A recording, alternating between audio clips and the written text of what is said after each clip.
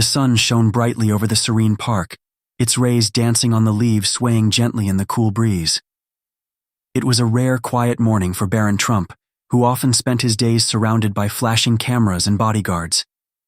Today, he had convinced his team to allow him a peaceful walk, hoping to enjoy a moment of solitude. The sound of laughter from children playing nearby brought a small smile to Barron's face. He adjusted the cap on his head, hoping to blend in and remain unnoticed.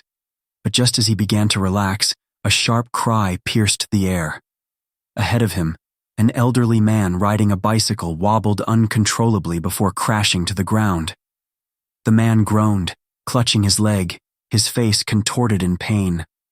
A small crowd began to gather, but no one moved to help. Barron's heart pounded as he watched the scene unfold. "Should we intervene, sir?" one of his bodyguards whispered, ready to step in. Barron hesitated for a moment, his mind racing. Then, without waiting for an answer, he sprinted forward, ignoring the startled looks of onlookers. "Wait here," he ordered his guards. He had made up his mind. This man needed help. Barron dropped to his knees beside the elderly man, his heart racing. "Sir, are you okay?" he asked softly, his voice steady, despite the rising emotions within him. The man's face was pale, and beads of sweat trickled down his forehead. I think I twisted my leg." The man winced, trying to sit up but failing. His bike lay crumpled a few feet away, the front wheel bent from the impact. Barron glanced at the crowd. Some held their phones up, recording the scene, but no one seemed willing to step in. Frustration bubbled inside him, but he quickly pushed it aside. "It's going to be okay," Barron reassured the man. He gently took the man's arm and signaled one of his guards to bring a first aid kit. "Let's get you comfortable first." As he carefully helped the man lean against a tree, the elderly man looked at Barron with watery eyes. You're Barron Trump, aren't you?" he asked in a shaky voice. "Yes," Barron replied with a small nod. "But let's focus on you for now." The man's lip trembled, and for a moment, he couldn't speak. The sincerity in Barron's eyes was overwhelming. Unknown to Barron, one of the onlookers had already posted a live video of the incident on social media. Within minutes, the footage was spreading like wildfire. People couldn't believe their eyes. A Trump heir famous for his quiet demeanor was kneeling on the ground, tending to a stranger in need. Back in the park, Barron worked quickly. "We'll need an ambulance," he told his guards firmly. "But until then, we can help stabilize his leg." He wrapped the man's ankle with gauze, his movements precise yet gentle. The man's eyes filled with tears. "You didn't have to do this," he whispered. Barron shook his head.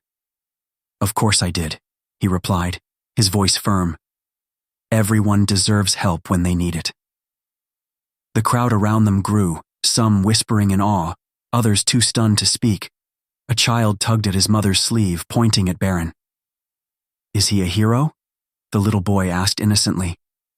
Barron overheard the question but kept his focus on the elderly man. He didn't think of himself as a hero. He was just doing what he believed was right. But little did he know, his actions were already touching hearts across the globe. The elderly man tried to smile through his pain, but his wince betrayed him. Barron noticed immediately. "It hurts a lot, doesn't it?" he asked gently. The man nodded. "I didn't mean to cause a scene," he said, his voice trembling. "I thought I could ride just like I used to, but I guess I'm not as strong as I was." Barron's chest tightened. He could see the weight of years in the man's watery eyes, a lifetime of dreams, struggles, and unspoken regrets. It was more than just a fall. It felt like a symbol of a man coming to terms with the limits of his own body. "You didn't cause a scene," Barron said firmly, his voice steady. "You just need someone to help you right now, and that's okay." Nearby, Barron's guards exchanged uneasy glances. This wasn't part of the plan. They were supposed to protect Barron from crowds, not immerse him in one. But Barron was resolute, his calm authority silencing any protest. As sirens echoed faintly in the distance, Barron squeezed the man's hand. Help is coming, he said softly. Just hold on. As the ambulance pulled up, Barron helped paramedics carefully lift the man onto a stretcher. Despite the pain, the man grabbed Barron's hand and held it tightly. Wait, the man said weakly, motioning to his jacket pocket. There's something for you.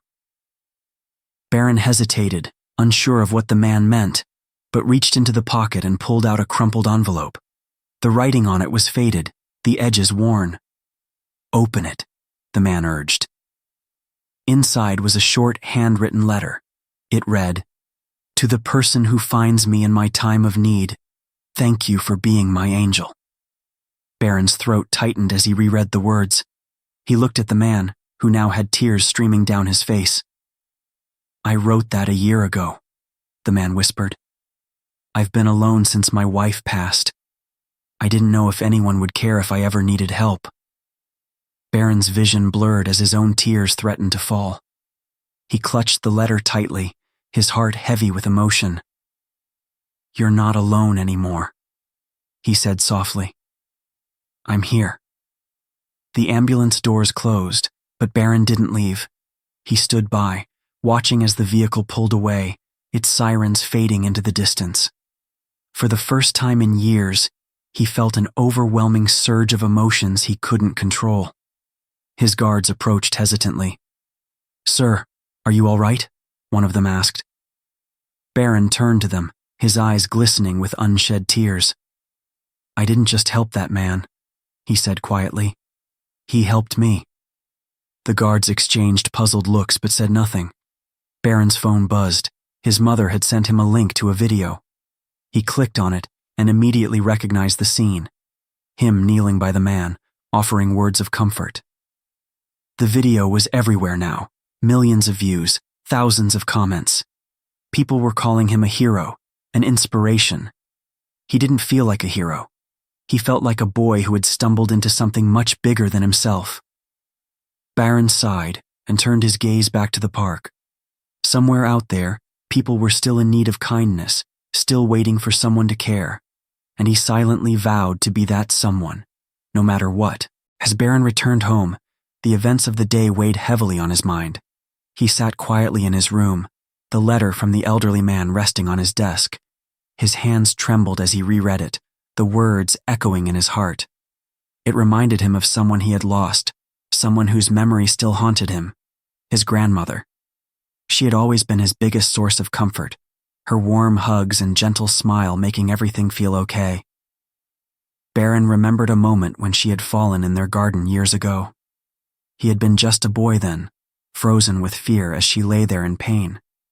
His father had rushed to help, and Barron had stood helpless, unable to act. The guilt had stayed with him ever since. Today, he had done something different. He had acted. But it wasn't just about helping the elderly man. It was about healing a wound deep within himself. Staring at the letter, Barron whispered, "I hope you'd be proud of me, Grandma." His voice cracked, and a single tear rolled down his cheek. Unbeknownst to Barron, a storm of emotions was brewing online. People weren't just sharing his story. They were pouring their hearts out, connecting in ways no one expected. Across the globe, Barron's act of kindness became the talk of every news station, social media platform, and dinner table. Headlines screamed, "Barron Trump's simple act of kindness moves the world to tears." People shared the video with captions like, "Faith in humanity restored," and "This brought me to tears." Parents showed their children, calling it a lesson in empathy. Celebrities tweeted about the importance of kindness, tagging Barron in heartfelt messages. Back in the Trump household, Barron tried to avoid the attention. He hadn't helped the man for recognition. He had done it because it was the right thing to do. But the overwhelming response was impossible to ignore. His mother knocked on his door. "Barron, you've been quiet all evening," she said, sitting beside him. "I didn't think it would get this big," he admitted, running a hand through his hair. "I just wanted to help." She smiled softly. "That's why it's so powerful. People aren't used to seeing acts of kindness without expectation. You reminded them of something they'd forgotten, how to care. Barron nodded, but deep down, he wondered if he was ready for the responsibility that came with inspiring millions. The next day, Barron received an unexpected call. It was the hospital where the elderly man was being treated. The nurse on the line informed him that the man, whose name was Walter, wanted to see him. Barron didn't hesitate. He asked his guards to prepare the car, and within an hour, he was at the hospital. When he entered Walter's room, the elderly man's face lit up. "You came," Walter said, his voice filled with emotion. "Of course," Barron replied. "I wanted to see how you're doing." Walter reached for the letter Barron had taken from his pocket. "There's something I didn't tell you," he said, his voice trembling. Barron leaned closer, his curiosity piqued. "That letter wasn't just for anyone," Walter continued. "It was for you. I saw you in the park weeks ago, walking quietly with your guards. I wrote this letter hoping our paths would cross, but I never imagined it would happen like this." Barron froze, his heart pounding. You wrote this for me?" Walter nodded, tears streaming down his face. "I needed you to know that people like you, kind, selfless people, give the rest of us hope." Barron walked into the small, quiet room at the hospital, his heart heavy with the weight of Walter's words. The elderly man, still recovering from his fall, smiled faintly as Barron entered. "I didn't expect this," Walter said softly, his frail hand reaching for Barron's. "You've done more for me than anyone has in years." Barron sat beside the bed, unsure of what to say. The world had seen his kindness, but now he understood the deeper meaning of his actions. It wasn't just about helping someone in need, it was about giving them hope. Walter's eyes glistened. "You've reminded me of something I lost, faith in humanity. I had given up after losing my wife. But watching you brought it back." Barron swallowed hard, unable to speak. He was supposed to be the one helping, but in this moment, Walter had given him something priceless, perspective. "Sometimes all we need is someone to believe in us," Walter continued. "You gave me that." Barron felt tears welling up in his eyes, the gravity of the situation finally sinking in. This wasn't just a random act. It was a moment that had the power to change lives. The next day, Barron's phone buzzed with a call from an unknown number. He hesitated for a moment, then answered. "Mr. Trump, this is Robert from the Global News Network," the voice on the other end said. "We're preparing a feature about you and the elderly man you helped in the park. Your story has gone viral, and we want to share it with the world." Barron's stomach dropped. He had anticipated the attention, but the reality of it hit him hard. He hadn't acted for recognition. He had simply wanted to help someone in need. "I don't want any special treatment," Barron replied, his voice steady despite his racing heart. "I understand, but your kindness has inspired millions," Robert continued. "This isn't just about you anymore. People are talking about hope, empathy, and the power of simple acts of kindness. You've touched hearts all over the world." Barron sat back in his chair, stunned. The video of his act of compassion had ignited something powerful in people, something he couldn't have anticipated. As Barron watched the news segment later that evening, he couldn't help but feel overwhelmed. The world had turned his simple act into a symbol of hope. The segment showed clips of him helping Walter, followed by footage of people from all walks of life sharing their own stories of kindness. People were writing letters, making donations, and pledging to help others. Barron had never imagined his quiet walk in the park would cause such a ripple effect. Walter was doing better, thanks to the care he received at the hospital. Barron had visited him every day, offering comfort and encouragement. He learned about Walter's life, his hardships, and the love he had for his late wife. It was a relationship Barron cherished. But one day, Walter gave Barron a gift that would stay with him forever. A framed picture of himself and his wife from their younger days. "This was the love of my life," Walter said, tears in his eyes. "I want you to have it. You gave me hope again, and I want you to remember that there's always love in this world." Barron carefully accepted the gift, understanding its deeper meaning. It wasn't just a photograph, it was a reminder of the power of compassion and the legacy of love. The day after Barron's visit to Walter, the news coverage of the incident exploded even further. News outlets around the world reported his act of kindness, making Barron the unexpected hero. Yet as much as the attention felt surreal, there was a part of him that struggled with it.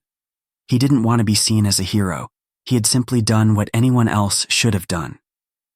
The footage of him comforting Walter in the park flooded social media. Comments of gratitude, admiration, and love poured in from millions. People shared their own stories of how Barron's actions reminded them of the kindness they had forgotten in their busy lives. But not all comments were positive. Some accused Barron of seeking attention, others doubted the sincerity of his actions. "Just another celebrity doing the right thing for the cameras," one comment read. It stung, even though Barron tried to ignore it. Late that night, Barron lay awake, staring at the ceiling. The weight of the world seemed to press down on him. He had done something good, something pure. But now he wasn't sure if people would believe that. His phone buzzed. It was a message from Walter. "Thank you for being real, Barron. Don't let them take away your kindness." As the week passed, Barron's relationship with Walter deepened. The two spent long hours together in the hospital room, talking about life, love, and the unexpected turns they'd both taken. Barron discovered that Walter's wife, Rose, had been his anchor throughout the years. They had met when Walter was young, and Rose had always been his greatest supporter. Walter's voice wavered as he spoke about her. "She was my world," he said. "After she passed, I didn't think I had much left to give." Barron was quiet for a moment. He understood that feeling. There had been times when he'd felt lost, even surrounded by so much love and privilege, but he realized in that moment how much his small gesture had meant. He had offered Walter not just a helping hand, but a connection, a reminder that people cared. "I think Rose would be proud of you," Barron said softly.